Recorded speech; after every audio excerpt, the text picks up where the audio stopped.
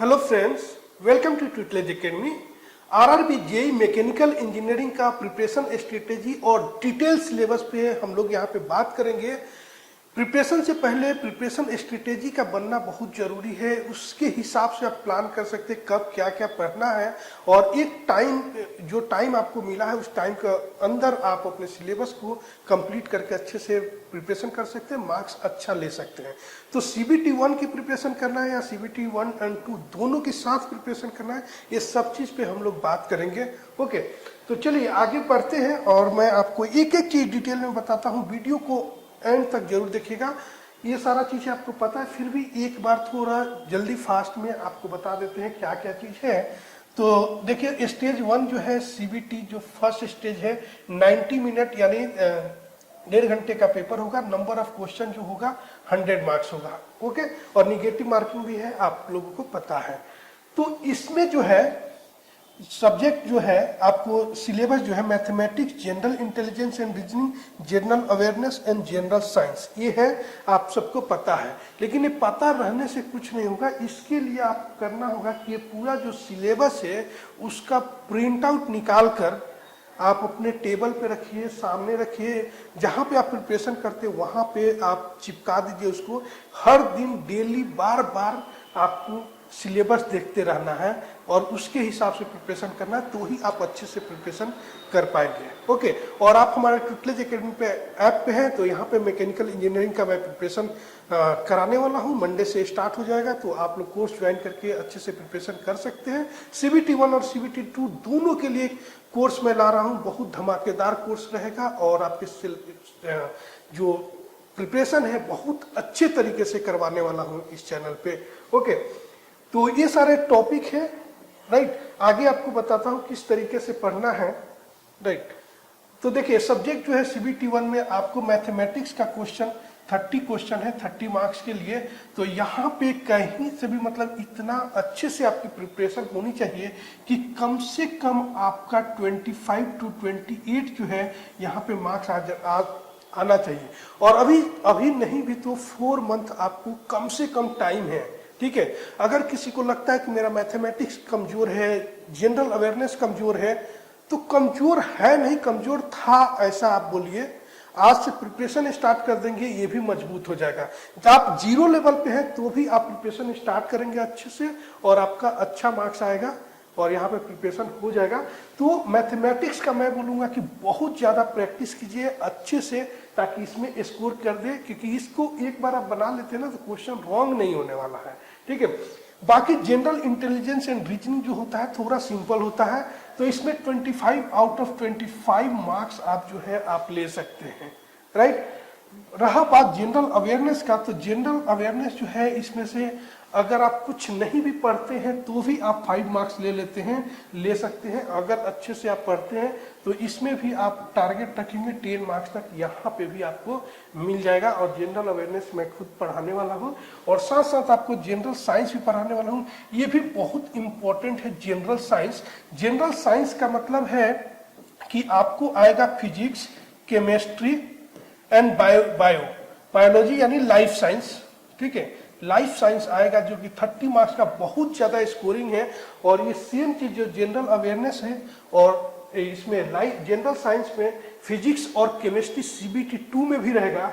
तो इसको भी इतने अच्छे से प्रिपरेशन करना है कि आपको CBT 2 के लिए सिर्फ रिवीजन करना बाकी रहेगा, बाकी यहीं से क्वेश्चन CBT 2 में भी आएगा। तो आप ये देख सकते हैं कि मैथमेटिक्स, रीजनिंग और जनरल साइंस ये टोटल आप काउंट करेंगे तो 85 मार्क्स का होता है, ठीक है। इतने में से अच्छे से आप प्रिपरेशन कर लेंगे ना तो 70 अबव आपको मार्क्स मिल जाएगा। आप क्वालिफाई कर जाएंगे CBT 2 के लिए अगर आप अच्छे से पढ़ते हैं तो 4 मंथ, ठीक है। टाइम बहुत है, लेकिन बहुत है टाइम सोच के छोड़ नहीं देना है, ठीक है। आगे भी बताने वाला हूँ कि कितना घंटा पढ़ना होगा, कैसे आपको प्रिपरेशन करना होगा। तो इस तरीका से ये प्रिपरेशन जो है ये कर सकते हैं। और CBT 1 CBT 2 का एक साथ प्रिपरेशन करना होगा। कैसे करना होगा, टाइम कैसे डिवाइड करना है, आगे मैं आपको बताता हूँ, राइट। उसके बाद आप जाते हैं CBT 2 में।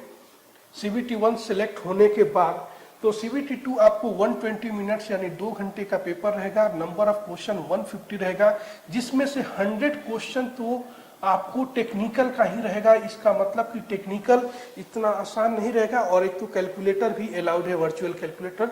इसका मतलब कि क्वेश्चन का लेवल भी थोड़ा हाई रहेगा, न्यूमेरिकल भी ज़्यादा पूछा जाएगा, तो इससे डरने की बात नहीं है। आपको प्रिपरेशन की जरूरत है। CBT 1 और CBT 2 में 2 मंथ का टाइम जो है, 2 मंथ्स का टाइम आपको मिलेगा। टोटल 2 महीना कंप्लीट आपको मिल सकता है। तो उसमें टेक्निकल का सिर्फ 2 महीने में तो प्रिपरेशन नहीं हो पाएगा, बट अभी से आपको कुछ कुछ टेक्निकल का भी प्रिपरेशन करते रहना पड़ेगा। आगे मैं आपको बताता हूँ। तो देखिए, इसमें जाएंगे CBT 2 में, तो आपको जनरल अवेयरनेस फिर से आ गया, जो कि आपने CBT 1 में किया है। सिर्फ आपको रिवाइज करना है और करेंट अफेयर कुछ पढ़ना है। करेंट अफेयर लिखा नहीं रहता, लेकिन एग्जाम में आता है, इतना ध्यान रखिएगा हमेशा, ठीक है। फिजिक्स और chemistry up to 10th standard CBSE syllabus. CBSE syllabus का मतलब NCERT का बुक होता है, 6th class to 10th class तक वहीं से क्वेश्चन आता है। आपको ये भी बता दूं, 6th to 10th क्लास तक जो CBSE का यानी NCERT का बुक आता है, वहां से क्वेश्चन आता है, ठीक है। तो यहाँ पे आपको फिजिक्स और केमिस्ट्री, मतलब ये जनरल साइंस ही है, बस इसमें से बायोलॉजी हटा दिया गया है, और फिजिक्स केमिस्ट्री।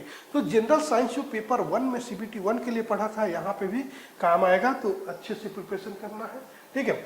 बाकी यहाँ पे एक्स्ट्रा क्या ऐड हो रहा, basic of computers and application. ये बस 1-2 बार आप रीडिंग मारेंगे, हो जाएगा। इसमें कोई समझने वाली ज्यादा बात नहीं है। समझने वाला क्वेश्चन, कोई कंसेप्ट वाला क्वेश्चन नहीं आता है, याद करने वाला क्वेश्चन है, तो बहुत सिंपल रहता है। आप लोगों को इसका नोट्स मैं दूंगा, ठीक है। बाकी जो है basic of environment and pollution control, इसको भी 1 बार 2 बार रिवाइज कर लेंगे, ये भी अच्छा आपका हो जाएगा। और उसके बाद टेक्निकल एबिलिटी जो है मोस्ट इम्पॉर्टेंट है, बहुत अच्छे से इसको प्रिपरेशन करना पड़ेगा। तो टेक्निकल एबिलिटी का आगे बताता हूँ। यहाँ पे देखेंगे कि CBT 2 का जैसे जनरल अवेयरनेस जो है 15 क्वेश्चन आएगा 15 मार्क्स के लिए, और फिजिक्स केमिस्ट्री यानी जनरल साइंस 15 क्वेश्चन 15 मार्क्स का, जो आपने CBT 1 में भी किया हुआ है। तो यहाँ पे थोड़ा रिवाइज करेंगे, ये चीजें हो जाएगा, ठीक है। उसके बाद आता है basic of computer and application, जो 10 क्वेश्चन आएगा 10 मार्क्स के लिए। तो आपको पहले ही बताया था, इसको 1 बार नोट्स लेकर रीडिंग मारेंगे, हो जाएगा। कुछ भी कंसेप्चुअल क्वेश्चन नहीं आता है इसमें, right. Basic of environment and pollution control, ये भी सब याद करने वाली चीजें हैं, 1 बार रीडिंग मारने वाली चीजें। यहाँ भी अच्छा आप स्कोर कर पाएंगे, राइट। और टेक्निकल एबिलिटी जो 100 क्वेश्चन है, यही आपके लिए चैलेंजिंग है, यही जो है मोस्ट इम्पोर्टेंट है, यही जो है आपका सिलेक्शन दिलवाएगा। तो इसके बहुत अच्छे से प्रिपरेशन करना है। जितने सिलेबस दिया है, उस सिलेबस के अकॉर्डिंग बहुत अच्छे से आपको प्रिपरेशन करना है। और आप ट्यूटलेज एकेडमी ऐप पे हैं, तो इसके लिए कोई टेंशन लेने की बात नहीं। मैकेनिकल इंजीनियरिंग का बहुत अच्छे से आपकी प्रिपरेशन जो है मैं खुद करवा देने वाला हूँ आपको, ओके। तो टोटल 120 क्वेश्चन जो है रहेगा 150 मार्क्स के लिए, ठीक है। तो 120 मिनट टाइम है, 150 क्वेश्चन 150 मार्क्स के लिए रहेगा, और 120 मिनट यानी 2 घंटे का टाइम दिया हुआ है। अब आते हैं हम लोग सिलेबस मैकेनिकल के अंदर। ये भी आपको पता होगा, फिर भी एक बार सुन लीजिए कि नया मैं क्या बोल रहा हूँ, ठीक है। सिलेबस सब कुछ दिया हुआ है आपके नोटिफिकेशन में। तो पहले मैं ये बोलूँगा कि जो सिलेबस है, इसका भी आप उसका प्रिंट आउट लीजिए, ठीक है। थोड़ा 10-20 रुपये खर्च कीजिए, और आप अपने स्टडी टेबल के सामने चिपका कर रखिए। डेली सिलेबस देखना जरूरी है। सिलेबस याद होना पहले जरूरी है, बाद में उसके अंदर का चीजें भी याद हो जाएगा। उससे पता चलते रहेगा कि आपकी क्या प्रिपरेशन हो गई है, क्या पढ़ना अभी बाकी है। उसमें हल्का सा मार्क करते चलेंगे प्रिपरेशन के दौरान, ठीक। तो इंजीनियरिंग मैकेनिक्स जो हमेशा पढ़ते हैं आप हर एग्जाम के लिए, वही सेम चीजें हैं, ठीक है। SSC JEE के लिए पढ़ते हैं या दूसरे एग्जाम के लिए, वही चीजें आता है इसमें भी। मटेरियल साइंस जो है, जो कि मेटालर्जी बोलते हैं, वो भी है। तो ये डिटेल सिलेबस यहाँ पे दिया हुआ है, ठीक है। तो डिटेल बताकर पूरा टाइम वेस्ट नहीं करेंगे इसमें। हीट ट्रीटमेंट प्रोसेस, ये सारी चीजें हैं मटेरियल साइंस में। वही सब SSC JEE का अभी तक जो आप पढ़ते आए हैं, वही सारे सिलेबस है। और जो अभी तक नहीं पढ़े, जीरो से अभी से स्टार्ट करने वाले हैं, तो उनको कोई टेंशन लेने की बात नहीं। मैकेनिकल इंजीनियरिंग का हमारे ट्यूटलेज एकेडमी पे बहुत अच्छे से प्रिपरेशन हो जाएगा, मैं खुद करा देने वाला हूँ, राइट। उसके बाद स्ट्रेंथ ऑफ मटेरियल भी वही है जो अभी तक पढ़ते आए हुए हैं। उसके बाद यहाँ पे मशीनिंग है। मशीनिंग जो है, यहाँ से स्टार्ट होता है मैन्युफैक्चरिंग प्रोडक्शन इंजीनियरिंग का पार्ट, ठीक है। प्रोडक्शन इंजीनियरिंग मैन्युफैक्चरिंग का पार्ट है मशीनिंग, वेल्डिंग और ग्राइंडिंग एंड फिनिशिंग प्रोसेस। ये क्या है? प्रोडक्शन का पार्ट है। यहाँ पे लिख देता हूँ, ये क्या है? प्रोडक्शन इंजीनियरिंग का पार्ट है। तो ये सारे चीजें आप हर एग्जाम में पढ़ते हैं। यहाँ पे जो है ग्राइंडिंग एंड फिनिशिंग प्रोसेस का जो है यहाँ पे थोड़ा सा ज्यादा दिया हुआ है, तो थोड़ा सा यहाँ पे ज्यादा पढ़ना है हम लोगों को। ओके, आगे बढ़ते हैं। मेट्रोलॉजी जो है ये नया है, बहुत कम एग्जाम में पूछा जाता है, यहाँ पे पूछा जाएगा, तो ये आपको नए से पढ़ना पड़ सकता है। ये भी बहुत अच्छे से मैं पढ़ाने वाला हूँ मेट्रोलॉजी। तो ये मेट्रोलॉजी का सिलेबस है, डिटेल सिलेबस। ओके, और fluid mechanics and hydraulic machinery her exam में आप पढ़ते आ रहे हैं, वही चीज है, कुछ भी अलग नहीं है। जो पुराना पढ़ते आ रहे हैं उसी को रिवाइज करना है, ठीक है। उसके बाद चलते हैं हम लोग इंडस्ट्रियल मैनेजमेंट। कुछ लोग इंडस्ट्रियल इंजीनियरिंग से के भी नाम से जानते हैं। तो ये इंडस्ट्रियल इंजीनियरिंग ये भी बहुत कम एग्जाम में पूछा जाता है। तो अगर ये नहीं पढ़े होंगे तो ये भी मैं पढ़ाने वाला हूँ। ये नया है थोड़ा सा, तो इसके ऊपर हम लोग ध्यान देंगे। इंडस्ट्रियल मैनेजमेंट के ऊपर पॉट, सीपीएम वगैरह, एबीसी एनालिसिस, ये सारे चीजें आता है, राइट। और उसके बाद आता है आपको थर्मल इंजीनियरिंग, जो कि थर्मल इंजीनियरिंग सबसे लास्ट में दिया है, सबसे पहले ही पढ़ना जरूरी है। मैक्सिमम न्यूमेरिकल जो रहेगा वो यहाँ से आएगा, न्यूमेरिकल। और आपका fluid mechanics and hydraulic machinery है, वहां से भी न्यूमेरिकल आएगा। तो ये थर्मल इंजीनियरिंग कहने का मतलब पता है क्या क्या है इसमें? इसमें है थर्मोडायनेमिक्स, थर्मोडायनेमिक्स। उसके बाद है आईसी इंजन, आईसी इंजन जो देखिए, और यहाँ पे जो है convective heat transfer coefficient, Stefan Boltzmann law. ये है heat and mass transfer, HMT, heat and mass transfer. और जो ये है Otto cycle, diesel cycle, Carnot cycle, यहाँ पे आईसी इंजन है। और यहाँ पे देखेंगे air compression, there cycle, refrigeration cycle, principle of refrigeration plant. तो ये हम लोगों को रेफ्रिजरेशन एंड एयर कंडीशनिंग भी पढ़ना है। रेफ्रिजरेशन पढ़ना है, एयर कंडीशनिंग का तो कहीं बात नहीं किया है, बट टाइम मिले तो वो भी हम लोग पढ़ेंगे, ठीक है, वो भी पढ़ लेंगे। और एक चीज यहाँ पे छूट रहा, जो थर्मल इंजीनियरिंग के अंदर ही हो सकता है, जो कि क्लियरली बताया नहीं है, वो है पावर प्लांट इंजीनियरिंग। तो टाइम जब रहेगा, जैसे आपका बहुत सब पढ़ के हो गया, तो पावर प्लांट इंजीनियरिंग भी जो है इसके लिए पढ़ेंगे। तो यहाँ पे 10 टॉपिक दिया है, लेकिन हाँ मेरे हिसाब से 12 से 13 टॉपिक जो हमेशा रहता है एग्जाम में वो पढ़ना है। बट अलग क्या है? अलग है मेट्रोलॉजी और इंडस्ट्रियल मैनेजमेंट, बस। बाकी सारा चीजें वही है, अभी तक जो आप कोर्स पे पहले से पढ़ते आए हैं वैसा ही है, और वही सभी पढ़ना है, ठीक है। और क्वेश्चन की प्रैक्टिस बस ज्यादा करना है, ठीक। तो आगे बताता हूँ आपको स्ट्रेटेजी कैसे पढ़ना है, राइट। तो अगर आप 8 घंटा प्रिपरेशन पे देते हैं, 8 आवर देना भी चाहिए, क्योंकि 6 साल बाद देख रहे हैं कि आप रिक्रूटमेंट आया है, तो पूरा जी जान लगा के आपको प्रिपरेशन तो करना पड़ेगा। बाकी आप जॉब करते हैं, आपके पास टाइम कम है, तो आप अपने टाइम के अकॉर्डिंग ना ऐसे बना सकते हैं कब कितना पढ़ना है, ठीक है। तो प्रिपरेशन कभी भी CBT 1 और CBT 2 दोनों एक साथ कंबाइंड प्रिपरेशन करना होगा, तभी जाकर आपका फाइनल सिलेक्शन होगा, ये याद रखिएगा, ठीक। अगर 8 आवर्स डेली पढ़ते हैं तो 5 आवर्स जो है वो CBT 1 के लिए देना है, यानी नॉन टेक्निकल पोर्शन के लिए, ठीक है। क्योंकि आपको CBT क्वालिफाई करेंगे तो ही आप CBT 2 में जाएंगे। बट सिर्फ CBT 1 के लिए ही पढ़ते रहेंगे, आप CBT 1 क्वालिफाई तो कर जाएंगे, वो क्वालिफाइंग नेचर का है, बट CBT 2 में जाएंगे तो आप फेल कर जाएंगे, आपका सिलेक्शन नहीं होगा। तो ये बात ध्यान रखिएगा, ठीक है, कि CBT 2 ज्यादा जरूरी है पूरा सिलेक्शन लेने के लिए। तो 8 घंटा में अगर 5 घंटा अगर CBT 1 के लिए दे रहे हैं, तो 3 घंटा जो है टेक्निकल पे आपको डेली आज से ही देना है, ठीक है। वो रेगुलर रखना है ताकि आप भूल ना जाए, ओके। उसके बाद और आपके पास कम टाइम है, तो उस हिसाब से आप इसको डिवाइड कर सकते हैं कितना टाइम देना है। CBT 1 का ज्यादा टाइम देना है, ठीक है, ये ध्यान रखें। जब एग्जाम आएगा पास में, 1 महीना रहेगा, एडमिट कार्ड आ गया, तो सिर्फ CBT 1 पढ़ना है, टेक्निकल छोड़ देना है। और CBT 1 का एग्जाम जैसे हो गया, फिर से CBT स्टार्ट करेंगे, आगे बताता हूँ। और आपके पास 10-12 घंटा पढ़ सकते तो और ज्यादा अच्छा है। आपको अपने कैपेसिटी देखना है कि आप कितने जल्दी या कितने ज्यादा टाइम में आप चीजों को समझ पाते हैं, कवर कर पाते हैं। और सब चीज जल्दी जल्दी पढ़ के भागना नहीं है, सिलेबस खत्म करने के चक्कर में नहीं रहना, आपको समझ में आना चाहिए, ठीक है, कीजिए। Regular practice of MCQ and mock test. आप जो भी टॉपिक पढ़ते हैं उसके क्वेश्चन ज्यादा से ज्यादा आपको प्रैक्टिस करना पड़ेगा, बहुत ज्यादा, क्योंकि थ्योरी सिर्फ पढ़ने में, थ्योरी में पढ़ने में मजा बहुत आता है, लेकिन मार्क्स जब आप एग्जाम में जाएंगे ना क्वेश्चन सॉल्व करने, तो क्वेश्चन सॉल्व करने में ना दिक्कत आती है, वहां पे कंफ्यूजन होता है। इसलिए क्वेश्चन की जितना प्रैक्टिस करेंगे उतना एग्जाम में ज्यादा मार्क्स लेंगे। थ्योरी पढ़ने के साथ साथ क्वेश्चन की प्रैक्टिस आपकी अच्छी होनी चाहिए, राइट। और जो भी आप टॉपिक पढ़ रहे हैं, जो टॉपिक पढ़ के हो गया उसका एमसीक्यू प्रैक्टिस कर लिया, उसके बाद उसका मॉक टेस्ट भी देना जरूरी है, रेगुलर मॉक टेस्ट। एक टॉपिक हुआ है, एक ही टॉपिक का क्वेश्चन प्रैक्टिस करिए, उसी टॉपिक का मॉक टेस्ट दीजिए।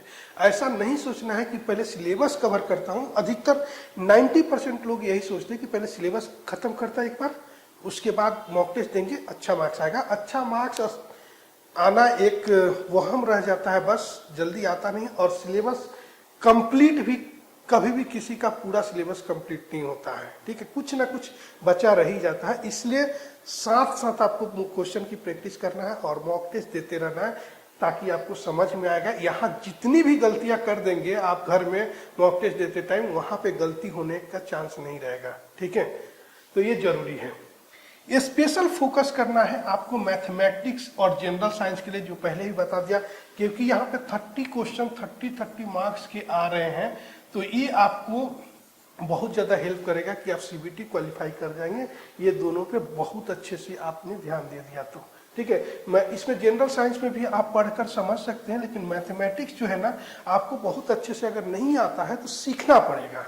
और नहीं आता है तो टेंशन लेने की बात नहीं है, जीरो भी नॉलेज है ना तो आज से पढ़ेंगे, 4 महीना है, ठीक है। एक 4-5 दिन में एक टॉपिक को भी कंप्लीट करेंगे ना तो आपका टॉपिक कंप्लीट हो जाएगा, राइट। तो ये ध्यान देना है कि कुछ भी सोचना नहीं है कि ये मेरा कमजोर है। आपको ये सोचना है कमजोर था, मैथमेटिक्स अगर कमजोर है तो है, नहीं था, आज के बाद नहीं रहेगा कमजोर। आपको पढ़ना है, ठीक है। पढ़ेंगे, कोई भी चीज 2-4 महीना में ना ठीक हो जाता है, ठीक है। 1 month before CBT 1 exam, CBT exam से 1 महीना पहले जब आपके एडमिट कार्ड आ गया, आपका डेट अनाउंस हो जाएगा कि इस दिन एग्जाम है, सिर्फ आपको सीबीटी 1 पे ही फोकस करना है, जो पहले ही बता दिया था। टेक्निकल को छोड़ देना है, सीबीटी 1 को practice practice practice, question practice, theory, सारा चीज करना है सीबीटी 1 के लिए ही आपको करना है, ठीक है। मान लीजिए एग्जाम जो होगा दिसंबर जनवरी में होगा, तो नवंबर से आपने सीबीटी 1 की सिर्फ प्रिपरेशन करना है।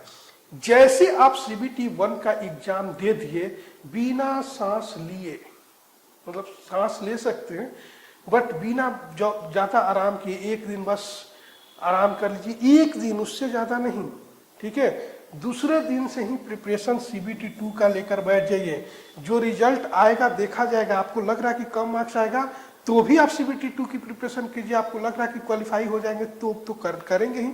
अगर लग रहा है कि पता नहीं क्वालिफाई करेंगे कि नहीं, मेरा तो 50 मार्क्स ही आ रहा, 45-60 आ रहा, तो भी करना है। हो सकता है कि सीबीटी 1 में तो ज्यादा स्टूडेंट को बुलाएंगे ही सीबीटी 2 के लिए, तो आप क्वालिफाई हो सकते हैं, ठीक है। 40% क्वालिफाइंग है जनरल और ईडब्ल्यूएस के लिए, 30% ओबीसी और 25% SC/ST, शायद ऐसा ही है कुछ, ठीक है। आगे देखे थे इसके पहले, तो सीबीटी 2 में लग जाना है, ठीक है, तुरंत ही।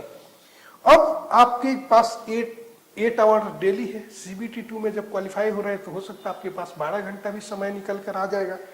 तो इसमें से 8 घंटा ही अगर पढ़ रहे हैं तो 6 घंटे जो है सिर्फ टेक्निकल को देना है, क्योंकि आप सीबीटी 2 की प्रिपरेशन कर रहे हैं जहां 100 क्वेश्चन आने वाला है सीबीटी 2 में टेक्निकल का। मैकेनिकल से है तो मैकेनिकल इंजीनियरिंग का, तो 6 घंटा डेली टेक्निकल पे आपको देना है और 2 से 3 घंटा जो है नॉन टेक्निकल पार्ट में देना है, जहां पे आपका जनरल साइंस, फिजिक्स, केमिस्ट्री और जनरल अवेयरनेस तो कंप्लीट हो ही गया था सीबीटी 1 में ही। थोड़ा सा और उसको पढ़ना है जो चीज नहीं पढ़ पाए थे, और बाकी जो क्या था नॉन, और इसमें कंप्यूटर है और इन्वायरमेंट एंड पोल्यूशन कंट्रोल था, वो 2 टॉपिक जो है इसमें ज्यादा पढ़ना है।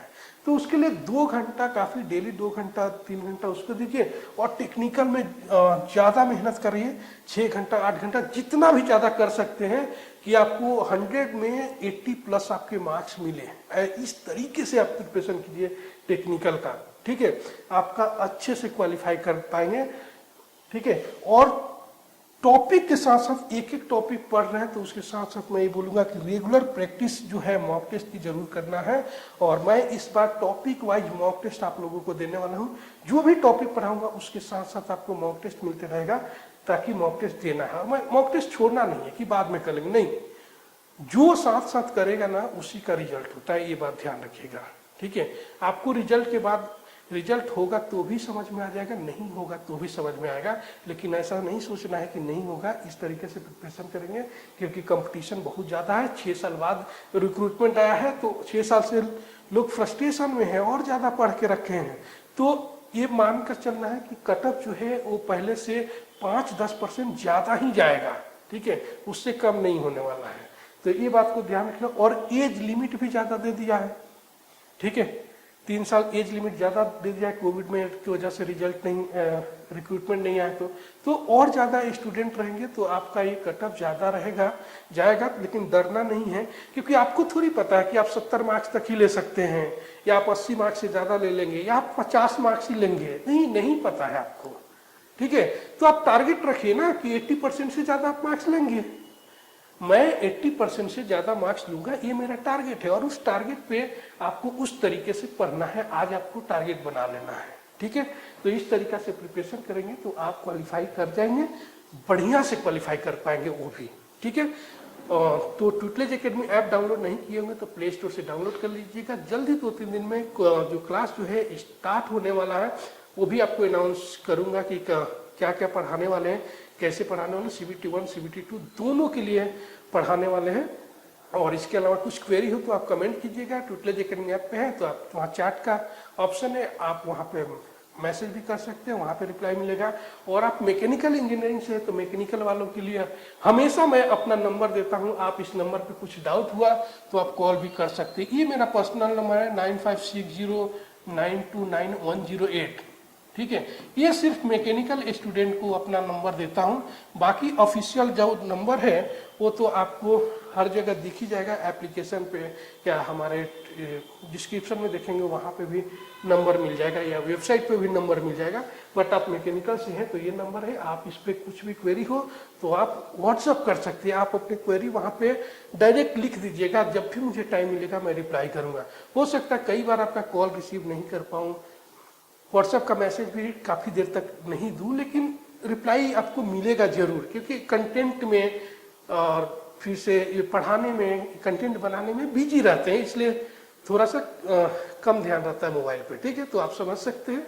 तो कुछ भी क्वेरी हो तो आप बताइए। और फॉर्म बहुत लोग भर लिए होंगे, नहीं भरे होंगे तो आप अपने हिसाब से जो भी जोन लगता है फॉर्म भरिए, क्योंकि कोई किसी भी जोन का मैं पहले भी बता चुका हूँ कि प्रिडिक्ट नहीं कर सकते कि यहाँ पे कम जाएगा कटअप, यहाँ पे ज़्यादा जाएगा, थोड़ा बहुत का डिफरेंस रहेगा। बाकी आज ऑनलाइन का जमाना है, सारे लोग एक वीडियो सभी लोग देख रहे हैं, जितने वीडियो आ रहे हैं सभी देख रहे हैं। तो जहाँ पे बोलेंगे कि यहाँ चेन्नई कटअप कम जाने वाला, चेन्नई सभी फॉर्म भरेंगे, वहाँ भी कटअप हाई चला जाएगा। तो आप जहाँ जॉब कर सकते हैं, जो स्टेट आपको पसंद हो, और सीट भी थोड़ी ज़्यादा रहना चाहिए, ऐसा नहीं कि 5-10 सीट है। ठीक है, वहाँ आप फॉर्म फिल करिए और एग्जाम की प्रिपरेशन में लग जाइए, फोड़ दीजिए, बढ़िया से एग्जाम आपका क्रैक हो जाएगा। ओके, तो थैंक यू फॉर वॉचिंग। अब मिलते हैं नेक्स्ट हम लोग क्लास में।